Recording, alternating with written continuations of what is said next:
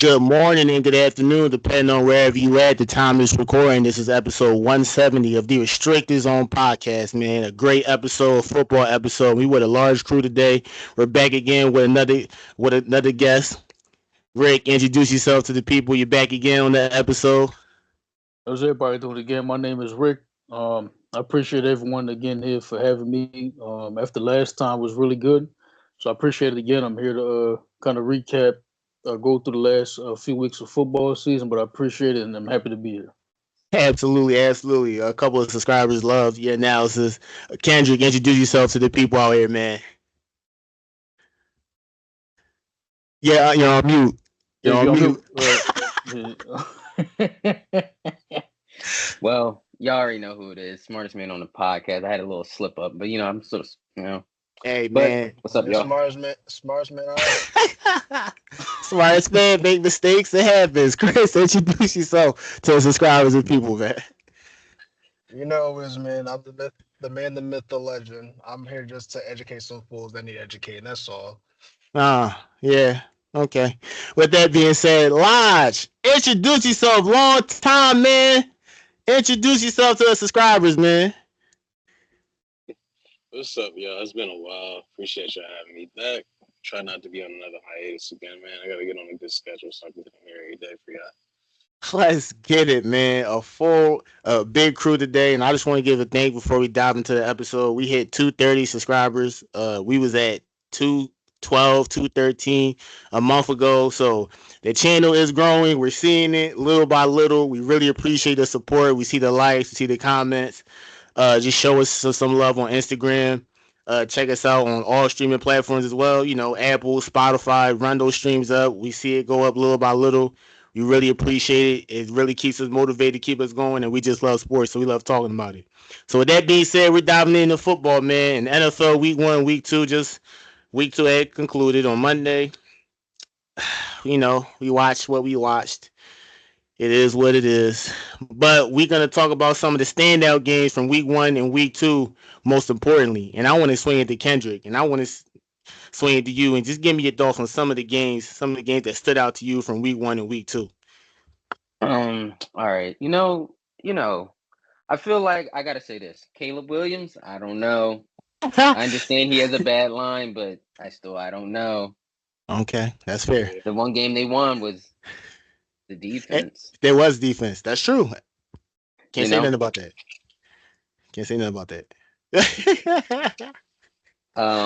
Let's see. Who else? Was there any other good games that I noticed? I mean, but they do have a top. They have a top 5 defense, though. The Bears do have a top 5 defense, so that's always going to be there. The fact that who is it? The Steelers, right, are number 1 in the division. Who saw that after 2 games? Not I. Let's see. What other games? Honestly, the shocking win of the Patriots week 1. Mm-hmm. I feel like I was really shocked by that because, but actually, they've been having beef with Jamar Chase and his contract issues. So, well, you can't expect too much. But, I feel like those are the only games that really, stuck out to me and really, set, but there were some good games, though, throughout the weekend. Definitely was some good games. Chris, I'm going to swing it to you. 2Ks. Chris, some of the standout games from week 1 and week 2, in your opinion. So, if we're going to talk about week 1, I think the only game that I really enjoyed week 1 was the Chiefs-Ravens game. And only because of the fact that at the time, watching it looked like the Ravens, even though they played, in my opinion, not a good football game overall, they had multiple chances to win that game. And honestly should have won the game if we're going to keep it a stay. Again, going based off week 1, Lamar showed just that he has a chance to win back-to-back MVPs. We saw the glimpses of Derrick Henry and what he's going to bring to the table for the Ravens. I would say another one is the Bengals look a hot-ass mess. Now, I don't know if that's because of injuries. I don't know if that's because of, like Kendrick was touching on, Jamar Chase and his contract issues going on. I don't know if it's got anything to do with T. Higgins not playing right now, but they look a mess, and it could be a long season for them. I had to set on my team if we're going to just talk about it because this was the most Raider thing to do to beat a to lose to a Chargers team that you were somehow supposed to beat, and then somehow beat a Ravens team you had no business beating. So I'm kind of happy and disturbed by that. And to me, I just had to put the cherry on top. That Falcons game last night, or I'm sorry, last night, that Falcons game from week one, from week two, oh my goodness. uh, Oh gosh, losing to Kirk Cousins in prime time. all right, Boy, buddy. boy, Okay. I'm Oh, telling you. okay, Did buddy. I hold on? I just had. Did I make a statement about the I made two statements. I remember. I made a statement that I really wanted to see what Kellen Moore was going to do with this offense. Now, You did. after this game, I'm confused of who's calling plays because I saw a lot of Brian Johnson play calls from last year in Monday's game. A bunch of bubble screens, a bunch of just QB draws 39. Now they were working. I Exactly. working, but these look like a lot of similar plays. Um, and then I also made this comment. That secondary is so suspect. It is. It's literally a mixture of first and Hold on, second year Lodge. You'll get the players. dog.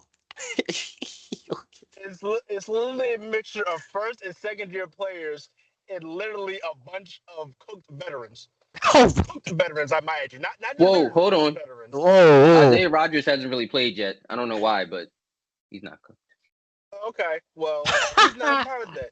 Who played though, Kendrick? Well, I saw Maddox out there. I saw Slay get beat. I done seen Gardner Johnson get beat twice now in the slot and nickel cornerback in two Yo, different games. Chris, But at the same time, they only I give bet you. secondary first because they second year guy. That was a rookie. They rookie Quinion. That's the only good person on their secondary for real. And he be even getting big sometimes. No, Mitch. No, see, Mitchell looks like he's going to be a really good player. But again, he's young. I expect him to make mistakes. I don't expect some. I don't expect 8 and 9 year vets to make mistakes. But maybe that's just because they cooked. You feel me?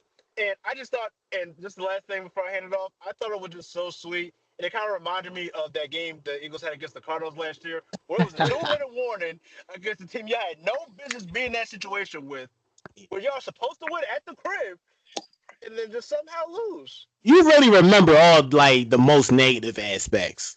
Yeah. I remember that too. You That was a remember? terrible time. No, it seems like it didn't go anywhere. All right, Raj, I'm gonna hand it off to you. Listen, some of the standout games and why, in your opinion, from week 1 and week 2. I pretty much pointed out really the standout games. I really wouldn't call them standouts, but I'm pretty sure we somewhat made a statement as a division for ourselves, and that's just the NFC South in general. I'm really happy with our Detroit win. We edged that out. Defense ended up closing that game out for us. But as far as the division itself, the Saints and the Falcons, I ain't even gonna lie. I was really like trying my hardest not to believe it.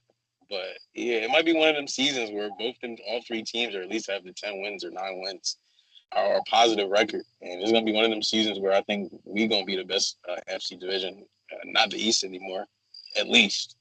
Your top 2 division. I wouldn't say number 1, but I think we'll be. For one, I think we're gonna run through the NFC East division because we play all y'all this year, and from the looks of it, Colin, y'all about to learn early because I got the Saints this weekend, and that's gonna be an amazing game. So I can't wait to Hey man, I'm just listen. I'm just I'm here for the ride. I'm just here for the ride. Rick, give us your thoughts on some of the standout games in your opinion and why. Yeah, definitely. I definitely agree with every game that Kendrick mentioned, all 3 games that he talked about, and definitely for sure, Caleb Williams. I know the line looks bad. We'll see how he progresses, but I'll say in terms of rookies right now, Jaden Daniels looks good. Malik Neighbors looks good. And we Yeah, just saw yeah, in week 2 yeah. what Marvin Harrison Jr. did with Kyler Murray. So I would say, we still gonna wait with the Caleb Williams and see how he looks, though. But definitely agree with every game. It's 2 of the teams I really want to target for games was really the Minnesota Vikings the first 2 weeks Okay. and the New Orleans Saints. I was really high in terms of that division. the Falcons. I really high on the Falcons this season. I kind of figured maybe the Buccaneers would be giving the edge or maybe hanging around there. But the Saints, the way it feels like they're just scoring every possession. The first 2 weeks, every possession, every possession. What they just did to the Cowboys was, and with that defense, ruthless. It was oh my god, and poetry. Yeah, we gonna say that. And also the Minnesota Vikings. Sam Darnold, what he did to my Giants in week 1, our defense got shredded. He just stood back there. He did whatever he wanted. It's crazy you're a Giants fan, Rick. I won't lie. Yeah. It's real bad for us, but believe me, it's real bad. It's crazy. We lost because we didn't have a kick in week 2, but we ain't gonna get into that. The 97-yard touchdown throw, Justin Jefferson in week 2. They go and beat San Francisco 49ers. That right there just showed me, okay, now the Minnesota Vikings, now that's a team to look out for now. But those are really some of the games. I also will say that overtime game week 1 was the Rams and the Lions. That Detroit Lions team, what they did in that overtime, they just ran that ball all over down on the Rams in that game. That was a really good win. And just to really end it off, the Raiders getting that win against Baltimore in week 2. I will say that was a good win for the Raiders. You feel me? Yeah, that was a good win. You feel me? You just put a battery in this man back. Come on, man. But listen, it was a good win. It was a good win. It was a good win. It was a good win. But still. His team lost. The team was supposed to lose to. All right, look. But we're gonna. That was a great segue to the next topics. Rick, I'm gonna keep it. I'm gonna start with you. I mean, listen. We all saw what happened on Monday. And this kind of ties in with the third topic. So I'm gonna tie in both of them with the call. The infamous call on Monday, next, the controversial call. The Eagles lost to the Falcons. Just overall, just give like an analysis and your thoughts on, on the game. Definitely. Appreciate what I was getting. And that's why I didn't bring up the Eagles at all in the what we just talked about. I knew we was going to get into it. So really on the call, so it's 3rd and 3. I'm going to skip ahead. 3rd and 3. You're right there for the win. And I'm going to just go back to what I said in the last video and what I always said, even when the DeAndre Swift was here, the run game. What you bring in Saquon Barkley now. I just don't understand how you don't run the ball right there. But I will say this, because he was averaging what? It felt like he was averaging 8-9 yards every carry he was getting. That's what it felt like. I feel like if he ran the ball right there, he's getting what? 1.5 yards, at least maybe even 2. But they was just driving down. They was just going right through that defensive line. I will say this, though. I don't hate the call from Sarriani because if Saquon Barkley catches that ball, we don't even see Kirk Cousins on the drive or for a game-winning drive or nothing. We don't see the Atlanta Falcons on the field doing that. The game is over. And being that I'm a Giants fan, I'm happy that we got into this too because I've got to watch Saquon since he's been a rookie season. I watch every Giants game. I watch a lot of Saquon. Great player, absolutely great player. And the one thing he'll probably be known for really is having butterfingers. He's not exactly good when it comes to catching the ball. And this is why I could understand. And I will say it kind of got into my mind about it when it comes down to those plays with him and the Eagles. When he has to catch, going to the out route or anything like that, he'll have to be trying to catch these plays. And that was an example right there. He'll have a lot of he helped the Eagles win game 1, and now he has a lot looking at him too, especially with Nick Sirianni in week 2. But I will say Nick Sirianni could have ran the ball. He really could have ran the ball though. I don't hate the call, but the Eagles really could have ran the ball. Okay, great analysis on your end. Kendrick, I'm gonna swing it to you before I swing it to Chris. Go ahead, Kendrick. I know, man, it's painful, but we gotta address it. Brother. Shut up, yo. Yeah, y'all missed the rant session I had in the group chat. But listen, I got to really sit down. I got to sit down, think about it, actually, analyze it. And I have several problems with the Philadelphia Eagles now after 2 weeks.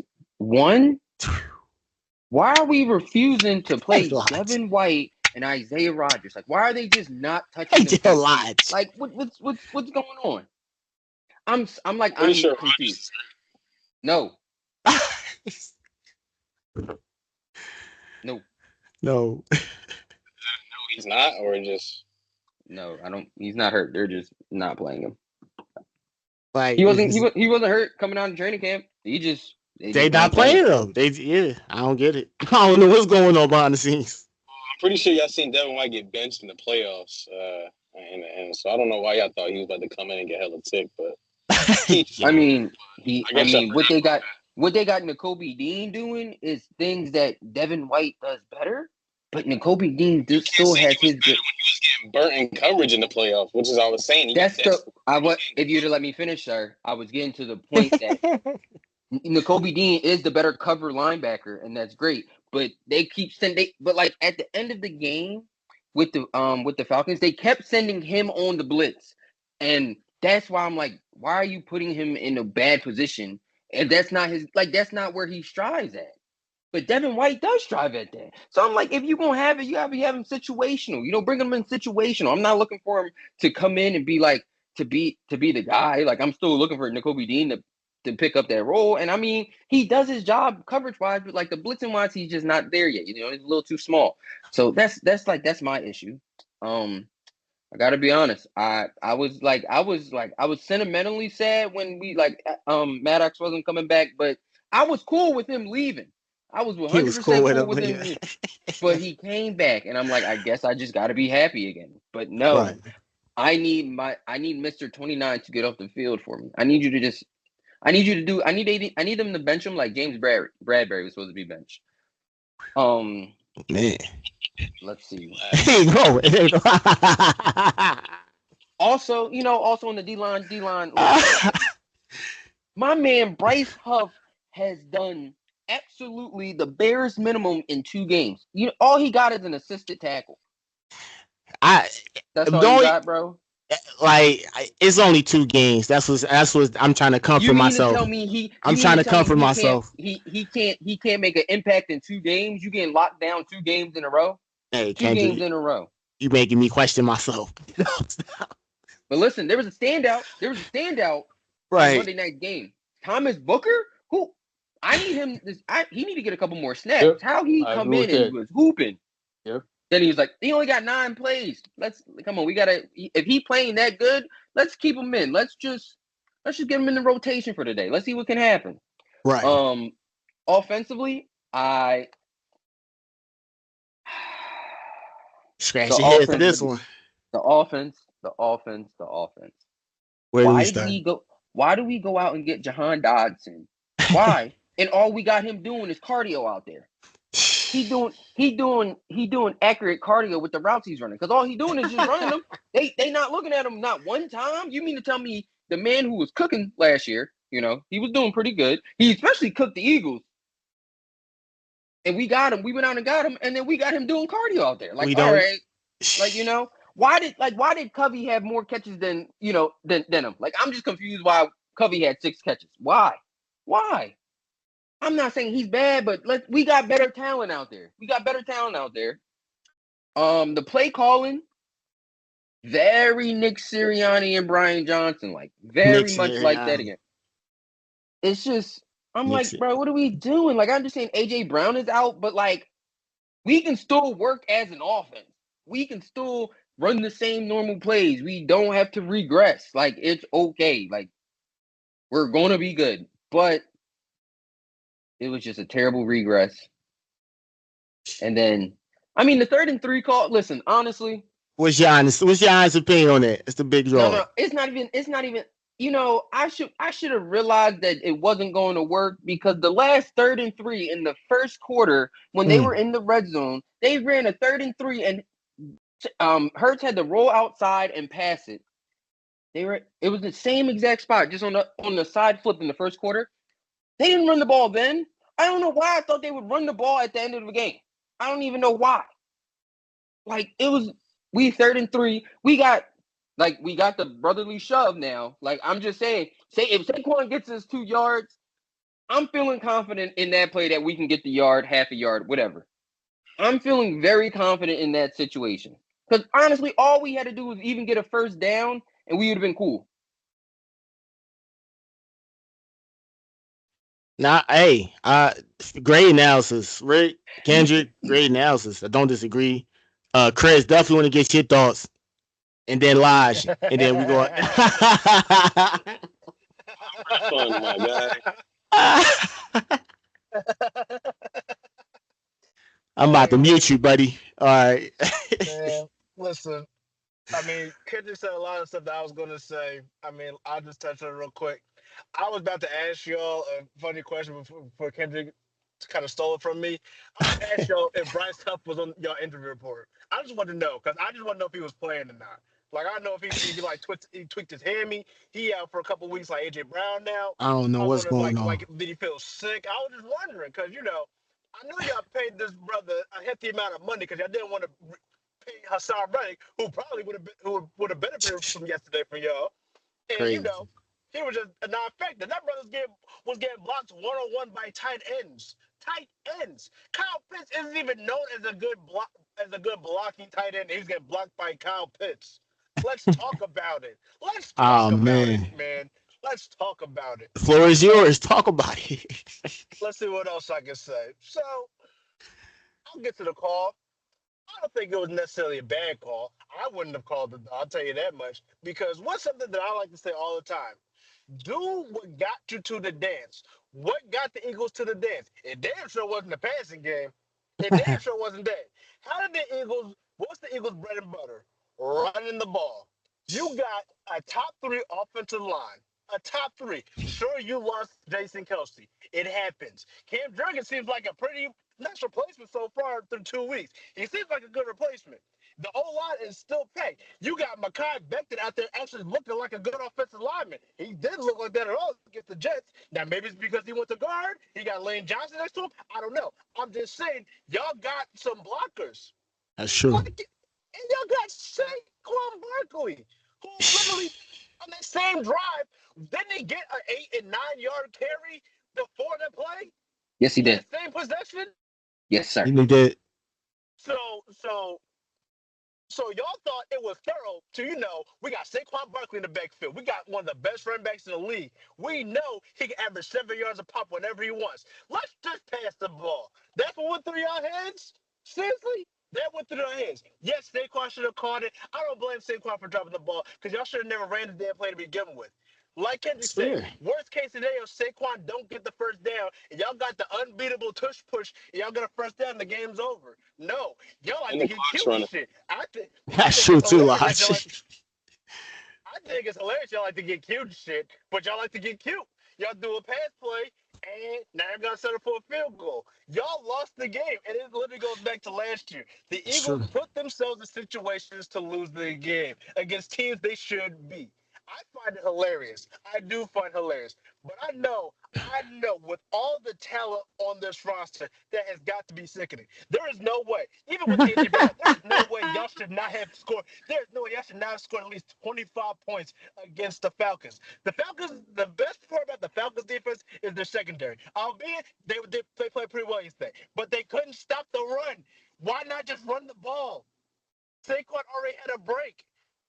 What you paying him for? To catch the ball? Y'all got to pay Swift there. You feel me? I'm just saying, y'all make the. It's funny to watch the Eagles because they make the game more difficult than it needs to be, and if you can put that on Sarriani and the coaching staff, you Seriously. can put that on Jalen Hurts in the offense, you can put that in the secondary. It really don't Seriously. matter. It's just funny watching. It's just funny just to see the way. It's almost like they're like playing down the competition week after week because they did not look like this against the Packers in Brazil. They put up 35 points. That's the offense I'm Like. expecting to see. That's what I'm expecting to see. Saquon Barkley had 3 touchdowns. I had no problem running the ball then. I had no problem running the ball against the Packers. What's the difference? I just don't understand it. They got What's my scared last? without AJ Brown.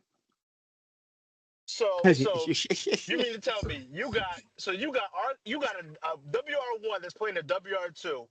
Hey man. Probably the second best running back in the league. We're gonna be honest. Outside of CMC, The second, yeah, one of the he's greatest second man. one of the greatest offensive lines in the league, and y'all scared? Y'all scared because AJ Brown ain't on the field?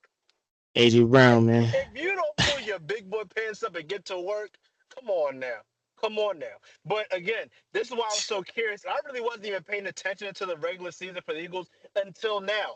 Because one, I didn't think y'all would lose this early, and two, I really just wanted to see the play call from the coaching staff. What I will give the Eagles credit for, while it looks like a lot of teams will dodge y'all up between 20 and 20, once you get inside the 20s, they somehow realize how to play defense again. It's just so funny. And it's funny because you played two good playoff teams, but teams that might get in as wild cards and they don't win the division. Because I still got the Lions winning the NFC North. I do have the Falcons win the NFC South, but it can easily go to Tampa Bay easily. I'm not counting the Saints. They just played two piss poor teams, so I'm not counting them right now. Shout out to Derek Carr, though. He looked like an MVP so far. Anyway, He cooking. shout out Derek Carr. But I just want to see when y'all go against like these better teams with better offenses.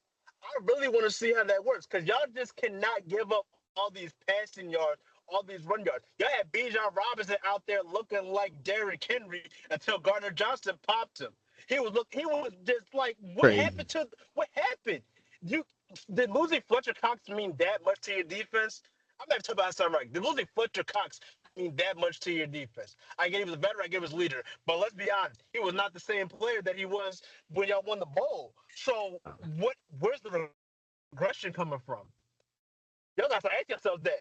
Because again, on paper, this should be y'all year. It should be. Now, will it be? Absolutely not. After what I saw on Monday, y'all gotta get that shit together. It's only 2 games, buddy. We just going 2 games. Real, But I know real it's only quick, two Colin. games, and you can see the stress in Kendrick's face after only 2 games. He's stressed. He might have gray hair coming out of his beard by the time week 10 hits. it's the I Bills. think also It's the really Bills. weak too. Wait, what was you about to say, Real, Rick? Before you switch to Elijah? real quick. I know. So I want to ask this question too, and also I know before Elijah starts speaking too. So I know Chris just mentioned about we talking about the Saints real fast, and it happened to be that the Eagles playing the Saints this Sunday. So I want to know what y'all think about that really quick. Like Derek Carr and Alvin Bro, Kamara, Alvin especially, Kamara, are they looking at that Eagles defense and saying what we just saw? What he the just did to game the that Alvin Kamara Cowboys? just had How is is he feeling right now, listen, looking at that Eagles defense right now this Sunday? it's Listen, over. listen, listen, listen. The way that defense look, Alvin Kamara might have a field day. But with that being said, There you and go. just knowing Derek, There you go. and just knowing Derek Carr as for being Raiders quarterback for so long, Derek Carr, he always will start out strong. He started out Mm-hmm. strong. He looks like an MVP candidate right now. I promise you, this might be the week where he does not look like that, which is why I don't have faith in the Saints still. He's a good quarterback, I hear you. but he'll have his moments. I think this week, if the Eagles can get their shit together, that's a big gift. That's a huge gift. If they get Yeah, their shit just together, it's gonna be a closer game, and the Eagles might be able to just pull it off. But with that being said, let's go Carr. I really, I really want to know. I mean, what y'all think this defense, the Eagles defense, really need to do or improve? Because, like I said, I talked about even before this season, and going into this season, is still a problem. And what I want to ask too, I don't mean to take up no time, but no. Go ahead. I know Harry Roseman because I'm looking at the construction of the team. So we know they had a lot of older players. You know, the team went through the draft. And I want to know what y'all think about it because I've been thinking about it a little bit about them drafting a lot of these UGA, Georgia Bulldog players. You know, you got a lot of them that came in on the defense. I mean, what y'all think about that? Are they not ready? Is their game not coming into the NFL like that? I know Jalen Carter had a good season last year, but what y'all think? Because you know you got these big guys on the defensive line. You know they drafted. They had a Ringo cornerback, Nolan Smith. Where's Nolan Smith at? N'Kobe Dean. I mean, what y'all think about the Georgia guys that came in on the defensive side of the ball? They doing their job. I I mean, they mean, want they. Jordan Davis is kind of I, questionable still to me. listen, Hmm. I think the only the two question marks is Jordan Davis and Nolan Smith Jr. Mm-hmm. Those are two question marks. Jalen Carter still. I think Jalen Carter will still be a beast. I think he will be a beast. I That'll believe be that their too. new guy I up front. I believe that But too. he's going to need help. And again, you Yeah. got Bryce Huff. You got Bryce Huff to help with the pass rush because you knew losing both Hassan Reddick and Fred Jackson was going to make that a little bit more difficult. And we're finding out now, it's still very early, but we're finding out now that the reason why Huff was going off and with the Jets was because of Quentin Williams taking up so much pressure in the middle of Oh in yeah. the middle of the field, in the middle of that line. So now you come into a team with, as of right now, two currently unproven defensive linemen because they just still have to improve. They're not progressing like fans thought they were. So now, since they know you had double-digit sacks last year, they're going to be targeting you. They're going to be looking for you. And we're realizing Bryce Huff can't get past nobody. The pass rush looks horrible. The run game, stopping the run looks, well, I wouldn't say stopping the run looks bad because they had a good week one against Josh Jacobs for a majority of the game. But you're right, something is off. That back seven is still super suspect. Super suspect. And boy, I can't wait till November come around and Bradbury is active again. Because the way it's looking, they need that man. They need him to play. They need him to play. See, Okay. I'm just trying to figure out if Vic Fangio can fix this defense, or is the personnel that can get better. I don't know what they can do to fix the defense though. But Hey man. What's Vic Fangio's scheme? That's the big question. Vic Fangio, everywhere Vic Fangio has been, he's had pass rushers. So this is the first situation where he does not have pass rushers, unless yeah. Bryce Huff reminds us of who he was last year. So when you don't have pass rushers, you have to change your whole scheme. When he was with the 49ers in the early 2010s, he had Aldon Smith. He had who else did he have? I mean, I'm not gonna say Patrick Willis, but he had Patrick Willis. Who was the pass rusher? I can't think of the other pass rushers on the 49ers in the early 2010s, but he had those. When he was the Dolphins, he had Bradley Chubb when he was healthy, and Jane Phillips Jalen once again Phillips. Yep. when he was healthy. So you had two good pass rushers. You come into a team now where there's not a pass rusher. So he's changed up his whole scheme. He can't blitz because he doesn't have a pass rusher. So, and when he does blitz, he has to go man, but you got cornerbacks and safeties that can't play man. You see that last drive when Kirk Cousins had that game-winning drive going on, he wasn't even touched. He wasn't even touched at all. At all. That was amazing. That shit was like poetry. Bro, he wasn't. Was Kirk Cousins touched? Not even Was close Kirk to Cousins being touched touched. all that game? Was he touched it all the game? His jersey still looked clean. He only had one. They only had one sack. That was it. Other than that, he was behind that line. I couldn't He was tell. behind the line. And that was Kirk Cousins on one leg. Exactly. Kirk Cousins on one. Exactly. All right, Rick. You listen, great. That was a great discussion. I'm going to swing it to Lodge. Lodge didn't even get a chance to even say what he got to say before we swing it to the last topic of the episode. Go ahead, Lodge. Go stupid, brother. As far as the call, I feel like y'all pick and choose when calls is right and wrong, first of all. Because when Saquon did that with the out route in the first game, he caught that joint one-handed. Y'all was all doing backflips, high praise, like, yeah, we got Saquon. Right. As soon as they drop a little, Butterfinger. It's crazy. Y'all just did what y'all brought him there to do was run it. Y'all would have been straight, and then the clock would have ran. Y'all fail to realize y'all literally put yourselves in a really like lose-lose situation. Even if he caught the ball, say if he would have got tackled inbounds, the clock is still running. That's true.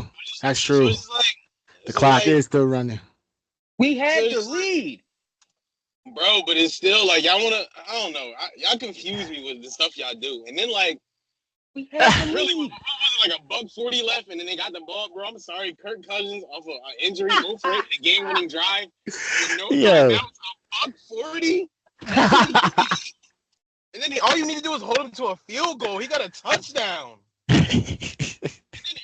Wait, who? And then what you call spike the ball, and then Drake London shooting up in the air. They gotta shoot a 50-yard and then they still make it. Y'all look crazy, like. No. Young come on, Lodge. You really shitting on us. Young Wick, who's like that. Don't knock him. Yeah, man. Yeah. He's a good kicker. He's a good kicker. Yeah. 48-yard extra point, like they just icing on the cake. Wasn't even no like. Y'all really just make my season every time. I don't fail. I don't fail. All right, man. Listen, that's what the Eagles aim to do. Give us a hell of a, a hell of a run. That's what they give us to do. Well, you got anything else to Lodge? My division these next 2 weeks. I don't know. It's a game by game. We gotta see, man. We gotta see. They still gonna finish 12-5. We gotta see. I don't. I just, it's a game by game. We gotta go game by game, buddy. That's how we gotta play it. But with So that being wait, said, hold on, wait. So that's perfect then. So Kendrick, so again, so that means you. So are we getting y'all out of here these next 2 weeks? So it's gonna be 3-0. yo, See, I saw us before our bye week being at least no, I did see us being either 2-2 or 3-1 before our bye week. I did see that from us because I was like, the way these okay. teams are looking and the way I know how the Eagles gonna be, this can go one or two ways, and it's going. It might be going the way I think. It might be going 3-1. I'm feeling confident to say 3-1. All right, 3-1, Lodge. So y'all winning these next 2 weeks. I go game by game, buddy. Who they playing? The Saints and the Buccaneers, right? Is that what it was? Yeah. Saints God, and, I can't wait. I'm just thinking about Alvin Kamara. If we- That's what I'm thinking about. Hey, Lodge. Lodge. All I know is I'm not thinking about them. I'm just saying I feel like we're still going to win. That's all. Listen, Lodge. Hypothetically speaking, if the Buccaneers do lose, just make sure you hop on the episode, buddy. I mean, that's fine. I need to win that game. That's cool. All right. So throw that out. Just want to make sure But Yeah, listen. Y'all definitely want to get to what Baker after that Baker Mayfield masterclass. Ah man, here come this guy. Y'all definitely get the Baker Mayfield. Come on, you can't bring up last season like we were good. All right, here come this guy. This guy, the Ravens guy. No. Y'all are not doing that. Y'all are not doing that. We're not doing what? I heard Kendrick what he just said. Y'all gonna act like we were good, bro. Don't act like y'all was chips. We were, Bro, we were. No, nobody saw it though. I've been saying this. After the first game, I ain't gonna say all that. I don't know. When we played, That's Kendrick's personal analysis. I knew this was gonna be bad. I knew the season was gonna be iffy the entire way. Nah, I can't say that. Last year our team was stacked. This year our team is stacked. Either way, it's the same outcome. So yeah, you can say team is stacked, but we still had different coaches, and so I still see it as the coaching can be. I feel like the coaching is better. They are just letting Nick come back into play, and he needs to stay out of it like he was week one. Just stay out of it like week one, and we gonna be good. Chris, what you gotta say before we end it up? Would you say, Chris? The only reason I can't say that you can't say the team was bad last year is because we had a lot of people, including somebody in this call right now, and a couple other people in the podcast chat that ain't here, talk about the Eagles are 10-0. We still find a way to win games. Imagine that. Blah blah blah. Imagine that. Imagine that was them. I'm saying what I thought. That's all I'm doing. I'm saying what I thought. I understand people were saying that, and you can talk to them about it for sure. Please don't. I don't want to be part of that because I can talk to them about it. I can talk to them about it. Well, we got to go to the next topic so that we could put that on hold for another episode, sir. And stop talking bad about the Raiders for last year because you played one more weekend than us. Congratulations for playing one more weekend. We're coming to Cancun. All right. You know what? With that being said, we're heading off. Great segue to the last topic of episode 170. It's about a young quarterback all the way over at Miami, the Miami Dolphins tour. Listening, man. He says that he's not going to retire. He made his decision, but it's tough. It's tough. He's got the money secure. He's got the money guaranteed. I'm gonna swing it to you, Rick. I'm gonna start off with you. Just what's your thoughts on Tua? Do you feel like he should just hang it up? You think like he just walk away and keep his health, or you think he should just keep going? I understand. Tua wanted to keep playing. He doesn't want to quit the game and stop playing. But I think you really got to look at your health at the end of the day. He could be one more concussion away, one more hit away from. We don't know what happens. And I just think that's the way we have to look at it. And I wouldn't want to advocate for nobody to lose money per se. I know he's going to get this money that he has, but you got to think about, if his career is done after this, he could be getting another contract if he was still playing, in the league after this contract was over with. But I'll just say that you really got to look at your health, and you really got to think about it because one more hit or just having all these concussions is really not good for you. Happily that nothing. He's okay right now, and that he's thinking about coming back and playing, but nothing was really worse than what it was. But I really think that he should consider really retiring though. Fair point. Chris, I'm going to swing to you and then Kendrick. Go ahead, Chris. Give me your thoughts on Tua. What do you think should be the next move in this?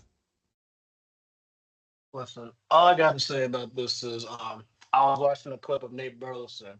He was talking about how he reached out to his old running back team, his teammate in Detroit, Javid Best. Now, for anybody that doesn't know Javid Best, he was actually a really good running back and probably would have had a really bright future if he didn't get taken away from having multiple concussions, which is why he ended up retiring because he realized after a certain point in time, like, football is just a game. I need to be sure I'm there for my family and everything else, all that sort of thing.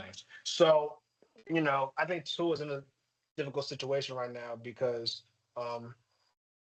like, this is his third concussion in what 2 years, I think. 'Cause he had two a couple of years ago. He did not have a concussion last year, and then he had this one, and it's just so difficult because like he puts himself in this situation. I feel like on that when he got concussed in that play, it was almost football instincts that told him, "I'm about to run through this man like an Oklahoma drill." But in the midst of running through this man like Oklahoma drill, you concussed yourself again, and now you ain't gonna be back for at least 4 weeks. And then if I think the big thing about when I was watching Nate Burleson, he talked about how Java Best said that like after a week you feel perfectly fine, you feel normal, you don't even feel like you're concussed anymore.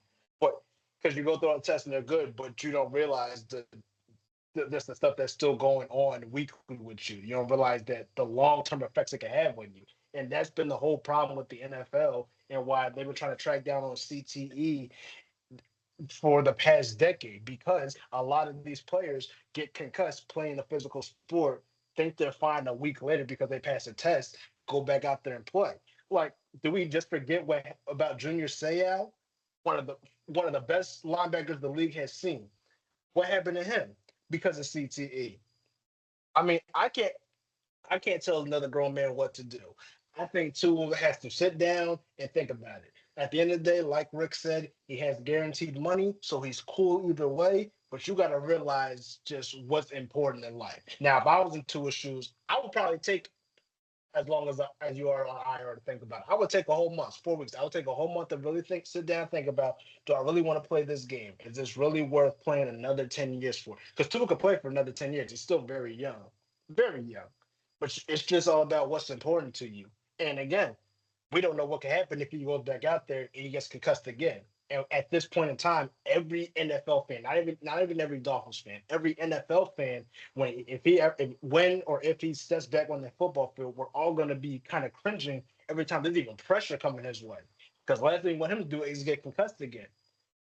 If it was up to me, I think Tua should retire because this is the second time he has got concussed and his hand has made a movement that his body did not tell him to make. And that is an alarming sign, a very alarming sign. Serious. Heavy too. Great point you made, Chris. And you too, Rick. Great points. Kendrick, explain it to you. Just your thoughts. What's the next course of action Tua should do? Um, so right before the beginning of the season, didn't they allow guardian caps to be worn? Yeah, I believe so. I believe so. That's true. Yes. Yeah, I believe. Yeah. I feel like, to be honest, we should. I don't think you should have the option. I think you should just wear it because Right. I mean we're trying to y'all want to keep playing the sport and y'all trying to play for a long time or however long you want to, but you don't want you're like doing that. I understand it may not completely stop it, which is like I completely understand that, but like it's going to give you more cushion to help protect yourself. And I just feel like I don't really think there should be a back and forth on like, maybe they can do it, maybe they can't do it. I think it should be required just for everyone to do it because it's just like we're trying to keep y'all safe. That's it, And then if they didn't want to force it on them, they want to give them the option. I feel like you got to force it on the people who have multiple concussions because it's like if you got 3 concussions and this person don't got a concussion. I mean, a concussion is bad all around, whether it's your first one, your fourth one, or your second one. It doesn't matter, but I feel like you got to just start forcing these players just to wear the guardian cap, and let's play a full season like that to see how the numbers play out and being like, is this really, are we seeing an added increase that, oh, having these on is like reducing concussions? And they gotta really test that out, because that can go to being a safer sport, even though I understand it's already a very violent sport, but just making it safer a little bit more, so we can still enjoy that sport, and the people who play it can still go play it and feel, slightly more comfortable that they're going to be safe and going to be okay later in life. So I just feel like they should introduce the Guardian cap and see if that actually might make a drastic difference on how, if people are more concussed or not. That's a great counter, great solution. To that problem. Probably one of what they have available in terms of options. That was a great point, Kendrick. Lodge, last but not least, Slim, to you, your thoughts on Tua, his future moving forward. Health is wealth.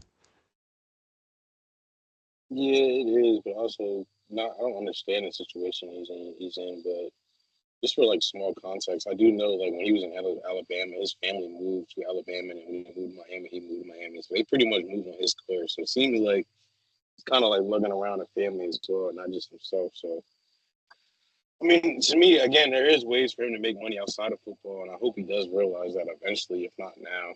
And as far as what Kendrick was saying about the Guardian caps, I think they are allowed to wear them in game, but it's just, I guess, the player's choice, and you can tell nobody around in the league kind of wants to wear them because I guess it's some type of, cosmetic thing. Everything looks ugly, which I do agree.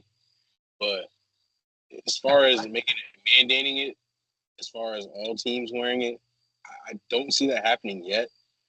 But I do feel like anybody even coming close to getting or going into concussion protocol during a game or getting pulled to the side for a concussion, they need to have a cap on right after, and or when they come back into after getting cleared. I feel like that should at least be introduced or put into writing for anybody in concussion protocol. Like they should come back and or play with the Guardian cap until further notice. If not, period. Especially with somebody like Tua, with all the effects we've been seeing him having during the concussion. So I feel like he might need to have it in his contract where he can't play without it, honestly, at this point. Because at this point, you kind of like risking you risking TV deals, all that. Because imagine if he, God forbid, checks out on live TV because he got hit. Like, that would be damn near witnessed that with Damar Hamlin. That was like, that was damn near a national disaster the way people, that was on live TV. Not compared to anything serious, but just to put in perspective. But like, yeah. Like, right, just the gruesome, yeah. It's a lot of sponsorships and all that constantly adding on during a live game. And it's just like, imagine somebody literally having to cut the TV off because somebody literally passed away because they keep, or just after just effects of just continuous concussions or whatever injury they're having. It's just like, I don't know. It's weird, but it's very weird. But at the end of the day, business is business. So I do understand that he's going to continue to play. It feels weird, and again, it's going to be awkward watching him play. It's going to be hard watching him play, not even awkward. Because right. At this point, all you do is see that in him now. Like, he ain't really about his player performance. It's literally worried about this man going to be able to finish a game. Man, I think you kind of hit the nail with that point. I mean, honestly, watching him from here on out is just seriously safety. Like, man, I just hope he don't get hit too hard. But you know what? Blessings to him. Hopefully, however it goes, if he can play, God willing, he can still play. But me personally, just like majority of you guys, I think it's best to just hanging up. Health is wealth, and like you said, it's a lot of other ways you can make money. Maybe you won't get the football type of contract money, but it's definitely other ways to keep yourself. But that concludes episode 170 of the Restricted Zone podcast. Kendrick, you want to say something? Anything else? Okay, so definitely want to give a big shout. Yeah, go ahead. Let me say one last thing. Just to follow up from what Elijah said too. He's right also about the NFL shouldn't want to have like a Damar Hamlin situation, like say with Tua. So, it should be safety first. And real quick before we end it off, you look at the NFL, obviously it's a violent game that they play. And, they try to come up with these rules to try to help and prevent players from, whether it's injuries.